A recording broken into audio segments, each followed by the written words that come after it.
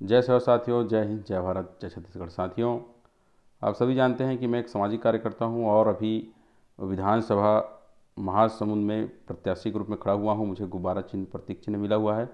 मेरा नंबर जो है 19 नंबर का बटन है, जिसे दबाने से जो है आपको आरक्षण, प्रमोशन, स्थानीय आरक्षण, इन विषयों का समाधान होगा। ये तो रही मेरी बात, जो मैं संघर्ष कर रहा था, पढ़े लिखे लोगों के लिए संघर्ष कर रहा था, लड़ रहा था। लेकिन इस चीज़ों पे एक अनुभव कहना चाहिए। जैसे बहुत लोग बोलते हैं कि अपने मरे बिगन आपको क्या है, स्वर्ग नहीं दिखता। छत्तीसगढ़ी में कहावत है कि खुद जब नहीं मरोगे तब तक आप स्वर्ग कैसा होता है वो पता नहीं चलता। तो अभी चुनाव में मुझे बहुत सारे अनुभव प्राप्त हो रहे थे। मैं हर जगह घूमा, हर गांव गांव घूमा। पता चला मुझे, बहुत सारे लोग बोलते थे कि आरक्षण का कोई प्रभाव नहीं पड़ेगा, और वो पढ़े लिखे लोग ही बोल रहे थे कि आरक्षण का कोई प्रभाव नहीं पड़ेगा चुनाव में। वो सच भी कह रहे थे, क्योंकि वो काम करना नहीं चाहते हैं। मैंने इन चीज़ों को देखा कि हमारे कहना चाहिए जो आरक्षण जो लोग चाहते हैं, चाहे वो एसटी हो, एससी हो, बीसी हो, चाहे जनरल हो, जो लोग आरक्षण चाहते हैं, इस आरक्षण नियम सही बने, ऐसा वो लोग शायद नहीं चाहते हैं। मुझे ऐसा लगा वो ग्राउंड उतर के काम नहीं करना चाहते हैं। अब देख लीजिए, यदि आरक्षण नियम नहीं बना तो सबसे ज़्यादा नुकसान तो ट्राइबल को होगा ही होगा। लेकिन जब तक आरक्षण नियम नहीं बनेगा तब तक भर्तियां भी नहीं होंगी प्रदेश में। और जितने लोग जो है आंदोलन प्रदर्शन कर रहे थे, चाहे वो आदिवासी समाज के लोग हों, चाहे अन्य लोग हों, हम स्वयं प्रदर्शन कर रहे थे। आज जो है, आज की रात कहना चाहिए चुनाव के लिए परिवर्तनकारी रात होगी। मैंने ये देखा कि धन बल का कितना ताकत रहता है। वहाँ पे आपके ये जो सैद्धांतिक बातें हैं, ये कहना चाहिए नीतिगत बातें हैं, वो काम नहीं आती हैं। और जो कहना चाहिए बड़े बड़े राजनीतिक दल जो है केवल धन बल के दम पर लोगों को आज शराब पिलाएंगे। लोगों को अभी बहुत सारी जगह साड़ियाँ बट गई होंगी, और बहुत सारे तरह तरह के प्रलोभन से वोट को कन्वर्ट करते हैं। वो कर इसलिए पाते हैं क्योंकि गांव में ग्राउंड स्तर पे वो शिक्षा नहीं है। और शिक्षा कहना चाहिए कि उनको उतना शिक्षा है नहीं, और उनको ये पता ही नहीं है कि आरक्षण जैसी चीज़ें क्या होती हैं। अभी जहाँ भी हम जाते हैं सबके मन में ये रहता है कि भैया हमको 100 रुपये दे दो। कोई बोलता है भैया हमको आधा दारू का पैसा दे दो। इस तरह की बातें होती रहती हैं। तो मैं सोचता हूँ कि भाई हम लोग लड़ किस लिए रहे थे, किन लोगों के लिए लड़ रहे थे हम लोग। हम 32% आरक्षण बचाने की बात करते हैं, हम उन्हीं जो आज ऐसा सवाल कर रहे हैं उन्हीं के बच्चों के लिए हम बात कर रहे हैं कि भैया आपके बच्चे कल पढ़ेंगे लिखेंगे तो उनको नौकरी लगेगी। जब वहाँ पे जगह रहेगा आपके लिए तब तो आप जा पाओगे आप। नहीं तो ग्रामीण स्तरों में शिक्षा की स्थिति बद से बदतर है, स्कूलों की स्थिति खराब है। तो वो जो है, चुनाव का मतलब अलग ही चीज़ समझ रहे हैं। चुनाव मतलब जो कोई भी नेता आएगा हमसे जो है सीधा बात करेगा, तो हम उनको वोट तभी देंगे, हम उनसे बात तभी करेंगे जब हमको कुछ देगा। कुछ देगा का मतलब कुछ खाने पीने को देगा, कुछ वस्तु देगा, कुछ सामग्री देगा। ये स्थिति अभी भी है। मैं कोई एक गांव का नहीं बोल रहा हूँ, पूरे एरिया में जब घूमा अधिकतर जगह यही देखने को मिला मुझे कि अभी एक आध बार और अभी तो आए हो, पॉम्पलेट छोड़ के जा रहे हो, बाद में आओगे कि नहीं आओगे और कब आओगे, उसका मतलब यही होता था।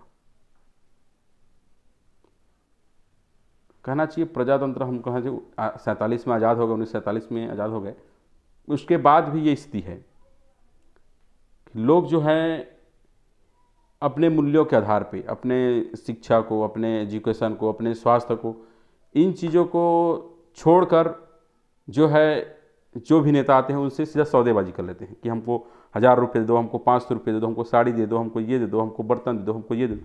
ये सब छोटे छोटे चीज़ों पे, जो कि बहुत छोटी चीज़ें हैं, वो सब संसाधन का जो है वो सब संसाधनों को खरीद सकते हैं। वो जो लोग एक मांगते हैं वो उसको एक साल भर में 15 महीने, मतलब साल भर की मेहनत करेंगे तो सारी चीज़ों को खरीद सकते हैं। लेकिन छोटी सी चीज़ों को मांगते हैं।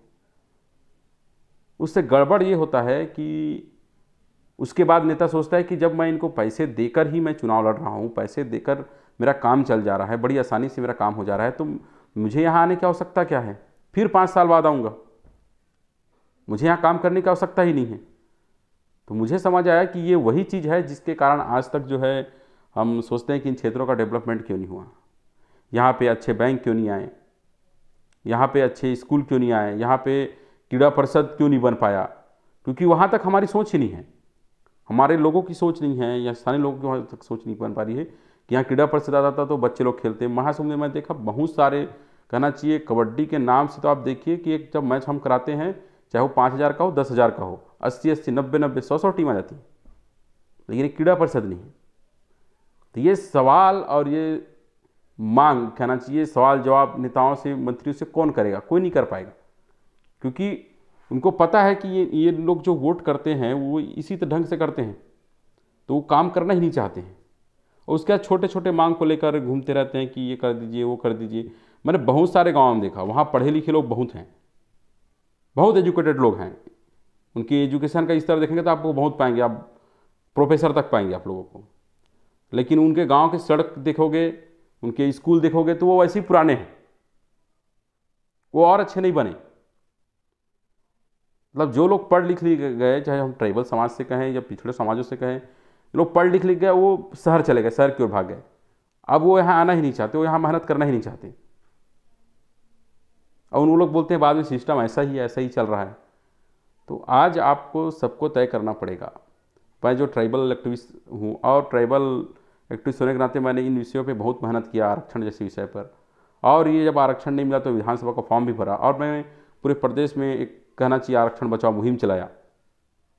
आज मुझे लगता है कि इस मुहिम का कोई फ़ायदा हुआ कि नहीं हुआ, मुझे फ़ायदा हो या ना हो अलग बात है, मेरे समाज को फ़ायदा होगा कि नहीं होगा ये मेरे सोचने वाली बात है। मेरे समाज को लोग कितना समझे वही तो मेरी मेहनत हुई तब दिखेगा।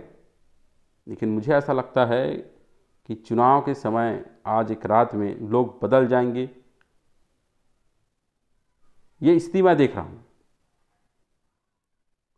तो मैं आज भी सभी युवा साथी कहना चाहता हूँ, देखिए आप जो है चुनाव के बाद जो है, ये जैसे कल वोटिंग करेंगे, उसके बाद 8-10 दिन 15 दिन बाद फिर नेताओं के, मंत्रियों के चक्कर काटेंगे, फिर 5 साल आप ये करेंगे। इससे अच्छा तो है आप कोई नेता बनाएं। हम आपके लिए लगातार लड़ रहे हैं, हमें आप सहयोग करते, हम आगे जाते और आपके लिए लड़ते, आपके लिए बोलते, जो हम बिना, कहना चाहिए बिना किसी पद में रहते हुए लगातार जो है सरकार से हम, कहना चाहिए पूरे समाज के बहुत सारे जो है, हमारी समाज के लोग जो सरकार के पक्ष में बात करने शुरू कर दिए थे और कर भी रहे थे। उसके बाद भी हम लगातार अपनी बातों पर अडिग रहे कि हमारे समाज को आरक्षण मिलना चाहिए। लेकिन आज वो युवा कहाँ हैं? सवाल तो युवाओं से ही होगा, और सवाल जब क्यों पढ़े लिखे लोग हैं, पढ़े लिखे लोग जब ग्राउंड में उतर के काम नहीं करेंगे, गांव में लोगों को नहीं समझाएंगे भैया ये लोभ में आके छोटी छोटी लोभ जो दे रहे हैं नेता लोग, ये सब में मत पड़िए, या आप भी उनसे मत बोलिए कि हमको ये चाहिए वो चाहिए। आप सीधा सीधा सवाल तो आपको ये करना चाहिए था कि भैया ये आरक्षण का विषय क्या होगा, एजुकेशन सुधरेगा नहीं सुधरेगा। यदि आप देखिए महासमुंद में, मैं यहाँ रहा हूँ तो ये अंतिम गांव है महासमुंद विधानसभा का, यहाँ यदि कोई एक्सीडेंट हो जाता है, किसी का होठ फट जाता है, किसी का कुछ और हो जाता है, तो उसको इलाज कराने जो है आपको 100 किलोमीटर जाना पड़ेगा। यहाँ महासमुंद में भी आपका अच्छा इलाज करने वाले नहीं मिलेंगे। तो क्या इन सब विषयों पे आप बात करते, तो ये विषय पे आप बात करते तो शायद अच्छी शिक्षा, अच्छा स्वास्थ्य, ये सारी चीज़ें आती है आपके पास। लेकिन हम चुनाव के दिन बात क्या कर रहे हैं, ये चीज़ें बहुत मायने रखती हैं। और मुझे ऐसा लगता है कि आज जो है सभी युवाओं को, आपको मैं सभी दिन के लिए एकता की बात नहीं कर रहा हूँ, आज रात आप एक हो जाइए, कल तक आप 8 बजे से 5 बजे तक एकता बनाए रखिए। मैं वादा करता हूँ कि ये यदि वोट 32% आरक्षण को पड़ता है तो ये जितने भी लोग हैं, चाहे वो कांग्रेस हो, बीजेपी हो, जो भी दल के लोग हैं, उनको समझ आ जाएगा कि आदिवासी समाज हो, चाहे हमारे आरक्षण वाले समाज हो, या पूरे छत्तीसगढ़ के युवा जो इस आरक्षण नीति से प्रभावित हो रहे हैं, जिनका नौकरी नहीं लगने वाला है, जब तक आरक्षण नीति नहीं बने तब तक नहीं लगेगा, तो ये सब लोग समझ जाएंगे कि युवा जाग चुके हैं, छत्तीसगढ़ के युवा जाग चुके हैं। और जो आरक्षण का जो मैं विषय बोल रहा हूँ, केवल एक जाति का विषय नहीं है। भले नुकसान एक जाति को होगा, यदि पुराना रोस्टर लागू होगा तो केवल एक जाति को नुकसान होगा, केवल ट्राइबल समाज को भी, ट्राइबल एक जाति नहीं, बहुत सारी जातियों का समूह है।